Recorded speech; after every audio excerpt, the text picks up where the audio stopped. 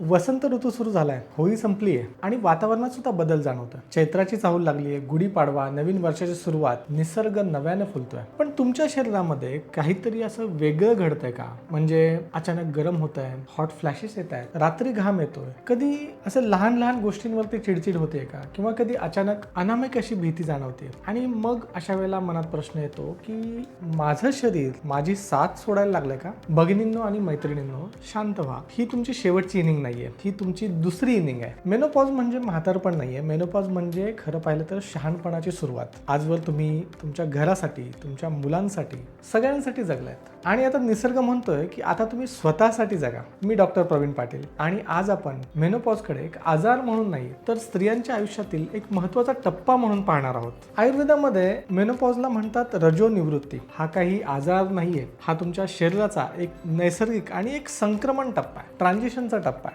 या काळामध्ये दोन दोष जास्त सक्रिय होतात. कोणते दोन दोष? पहिला म्हणजे पित्त, त्यानं काय होतं, उष्णता वाढते. आणि दुसरा म्हणजे वात. वातामुळे काय होतं तर कोरडेपणा आणि अस्थिरता ही जाणवते. एस्ट्रोजन कमी झाल्यावर काय बरं होतं, शरीराचं नैसर्गिक जे कुलिंग सिस्टीम असते ती थोडीशी असंतुलित होते आणि मग पित्त जे आहे ते उसळी मारायला लागतं. म्हणून हॉट फ्लॅशेस येतात. वात वाढला की तुमचा मूड बदलतो, कारण वाढलेला जो वात आहे तो तुमचं मन अस्थिर करतो, मूड स्विंग करतं, बेचैनी सुद्धा होते, बऱ्याचदा अनिद्रा, सांधेदुखी. आणि समजून घ्या की हे सगळं जे आहे ते नैसर्गिक आहे. आणि लक्षात ठेवा, तुमच्यात काही बिघाड झालेला नाहीये. तुमच्या जीवनाचं इंजिन जे आहे ते तुमचा गिअर बदलत आहे. गिअर बदलणे म्हणजे जसं मुलगी ते आई हा एक प्रवास होता, तसाच आई ते परिपक्व स्त्री हा सुद्धा एक प्रवास आहे. पण लक्षात ठेवा, प्रवासामध्ये जर इंजिन गरम झालं असेल तर त्याला कुलंट हे देणं गरजेचं असतं आणि ते द्यावं लागतंच. मेनोपॉज मध्ये तुमचा आहार सुद्धा त्याप्रमाणेच असावा. कसा तर पित्तशामक. त्यासाठी काय करू शकता तुम्ही? गुलकंद सकाळी 1 चमचा रोज भिजवून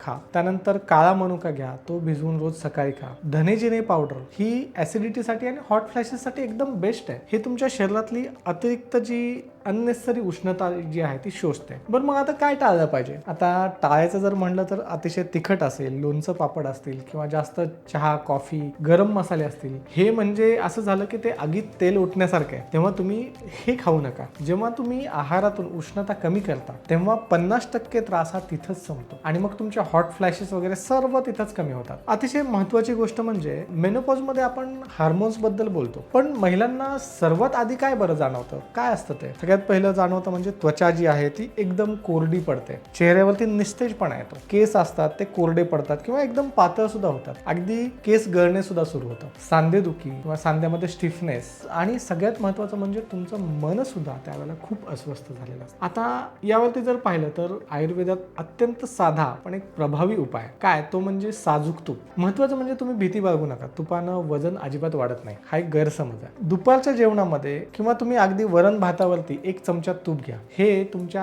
हाडांना आणि तुमच्या त्वचेला एक ओलावा देईल. रात्री झोपताना सुद्धा दुधामध्ये 1 चमचा तूप घ्या आणि हे रात्रीचं जे तूप आहे ते तुम्हाला डायजेशनसाठी पण पूरक आहे आणि शरीरामध्ये एक नैसर्गिक लुब्रिकेशन सुद्धा म्हणू शकतो त्याला. हा उपाय तुम्ही नक्की करा. आता त्वचेवरती कोरडेपणा आणि निस्तेजता हे का बरं येतं? कारण शरीरामध्ये जी स्निग्धता असते ती कमी होते, वात वाढलेला असतो आणि वात वाढल्यामुळे काय होतं, कोरडेपणा बाहेर सुद्धा त्वचेवरती दिसायला लागतो. त्यामुळे फक्त आतूनच औषधं घेणे गरजेचं नाही किंवा आतून खाणं गरजेचं नाही, तर बाहेरून सुद्धा पोषण देणं गरजेचं असतं. मग सुंदर आणि मऊ त्वचेसाठी तुम्ही काय करू शकता? गोसतोमचं शतधौत घृत वापरू शकता. शतधौत घृत म्हणजे 1000 वेळा धुतलेलं, म्हणजे तसं पाहिलं तर त्याचे 10,000 सायकल्स होतात तांब्याच्या भांड्यामध्ये. त्यामुळे ते अतिशय हलकं होतं, थंड होतं आणि तुमच्या त्वचेसाठी अतिशय पोषक बनतं. तुमच्या चेहऱ्यावरचा जो कोरडेपणा आहे तो कमी होतो, बारीक रेषा जे असतात ते कमी दिसतात, त्वचेला नैसर्गिक एक ग्लो येतो आणि पित्तजन्य जळजळ सुद्धा शांत होते जी त्वचेवर असते ती. त्यामुळे रात्री झोपण्यापूर्वी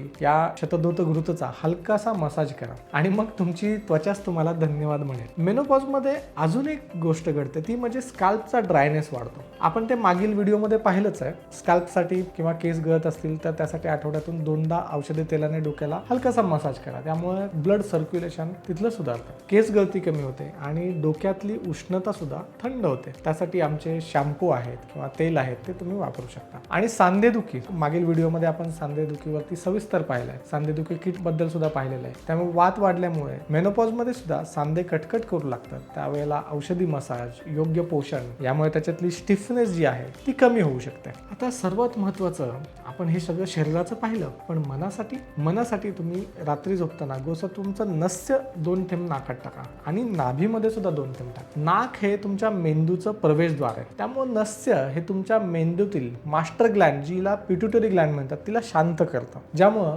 हार्मोनचं संतुलन बॅलन्स होतं, चिडचिडपणा कमी व्हायला लागतो, तुम्हाला शांत आणि गाढ अशी झोप लागते आणि मानसिक शांतता पण मिळते. पण लक्षात ठेवा, मेनोपॉज म्हणजे फक्त हार्मोनल बदल नाहीये, हा तुमच्या शरीराचा एक ट्रान्झिशन फेज आहे. त्यामुळे आतून आहार आणि तूप घेऊ शकता, बाहेरच्या बाजूनं शतधौतग्रूपचा मसाज, योग्य मसाज, डोक्याचा जो मसाज आहे तो गरजेचा. आणि मनासाठी नस्य, प्राणायाम आणि त्याचबरोबर गरज असेल तर काउन्सिलिंग सेशन सुद्धा घ्या. हे तिन्ही मिळूनच संपूर्ण संतुलन निर्माण करतात. आता तुम्ही मला खरं सांगा, या काळात कधी तुम्हाला वाटतं का की कोणी मला समजून घेत नाहीये, मी पूर्वीसारखी राहिलेली नाहीये, किंवा मी एकटी पडली आहे? शारीरिक त्रासापेक्षा मानसिक त्रासच जास्त असतो, बरोबर आहे ना? हा मानसिक प्रवास शारीरिक बदलापेक्षा सुद्धा कठीण असतो आणि हे विचार खूप कॉमन आहे. अशा वेळेला तुम्हाला औषधांची गरज नाहीये, तर तुम्हाला गरज असते ती संवादाची. तुमच्या मनातल्या ज्या भावना आहेत त्या दाबून ठेवू नका, त्या व्यक्त करा. कधी कधी औषध नाही तर एखादी ऐकून घेणारी व्यक्ती सुद्धा तुम्हाला हवी असते. त्यामुळे तुमचं मन दाबू नका, ते मोकळं करा. बऱ्याचदा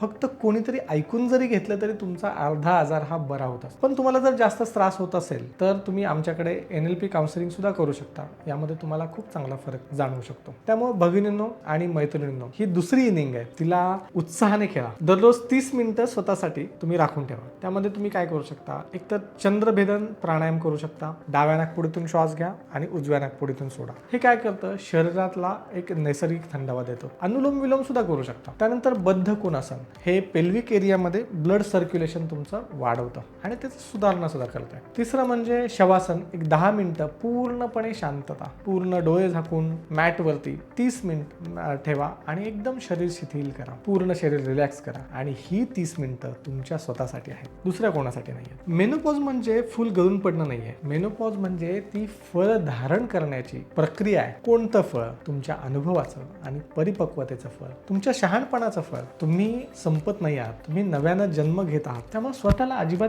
कमी समजू नका. आहाराने शरीर थंड तर ठेवाच आणि नसत्यानं मन सुद्धा शांत ठेवा. आता ही तुमची वेळ आहे स्वतःला स्वीकारण्याची. त्यामुळे स्वतःला स्वीकारा आणि एन्जॉय करा. आणि अगदीच जर खूप त्रास होत असेल आणि तुम्हाला जर गरज वाटली तर तुम्ही पर्सनल मार्गदर्शन किंवा आमचं NLP काउन्सिलिंग सुद्धा तुम्हाला जर हवं असेल तर तुम्ही आम्हाला संपर्क करा. हा व्हिडिओ तुमच्या वयाच्या सर्व मैत्रिणींना पाठवा आणि त्यांना सांगा, आपण एकट्या नाही आहोत आणि आपण सर्वजण मिळून मजबूत आहोत. आयुर्वेद सुद्धा तुमच्या पाठीशी आहे. धन्यवाद.